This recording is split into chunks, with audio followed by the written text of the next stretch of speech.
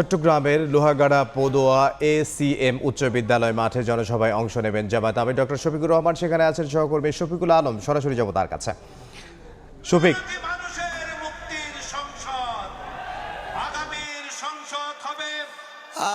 জামায়াতের আমির ডক্টর শফিকুর রহমানের অপেক্ষায় হাজারো নেতাকর্মী চট্টগ্রামের লোহাগাড়া এসিএম যে মাঠ রয়েছে সেই মাঠে কাক ডাকা ভোর থেকে বিভিন্ন খণ্ড খণ্ড মিছিল নিয়ে তারা এখানে এসেছেন।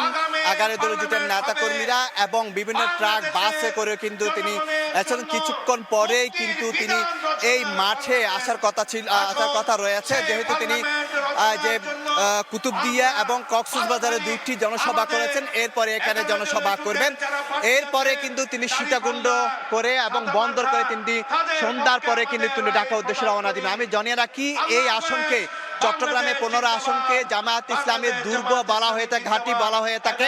কারণ 91 সালে এখানে শাহজাহান চৌধুরী নির্বাচিত হয়েছিলেন এবং 2001 সালে এখানে শাহজাহান চৌধুরী নির্বাচিত হয়েছিলেন এবং 2008 সালে আনম শামসুল ইসলাম নির্বাচিত হয়েছেন এবং এবারে 11 দলীয় জোট হিসাবে জামায়াতের প্রার্থী যে কেন্দ্রীয় সদস্য সাবেক জামায়াতের আমির নগরীর শাহজাহান চৌধুরী নির্বাচন করছেন। এখান থেকে হাজারো নেতাকর্মী এখন অপেক্ষা করছেন যে জামায়াতের আমিরের সাথে। এই মুহূর্তে যে জোটের অন্যান্য যে শরিক দল, সেই শরিক দলে আমরা কিছুক্ষণ আগেই 1 মিনিট আগে আমরা দেখেছি এলডিপির চেয়ারম্যান কর্নেল অলি আহমেদ তিনি এখানে মঞ্চে এসে উপস্থিত হয়েছেন। 11 দলের অন্যান্য যে নেতাকর্মীরা, এনসিপির বিভাগীয় তত্ত্বাবধায়ক সোজাউদ্দিনকে আমরা দেখেছি।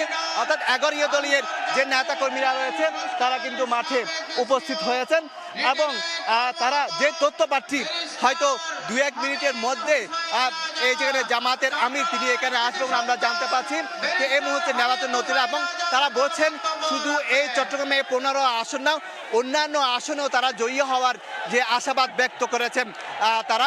তো সব কিছু মিছিল বলা যায় কিছুক্ষণ পরে কিন্তু জামাত ইসলামের আমির ডক্টর শফিকুর রহমান কিছু এখানে এসে উপস্থিত হবেন। এই ছিল আমার কাছে সর্বশেষ তথ্য। থেকে সহকর্মী শফিকুল আলম।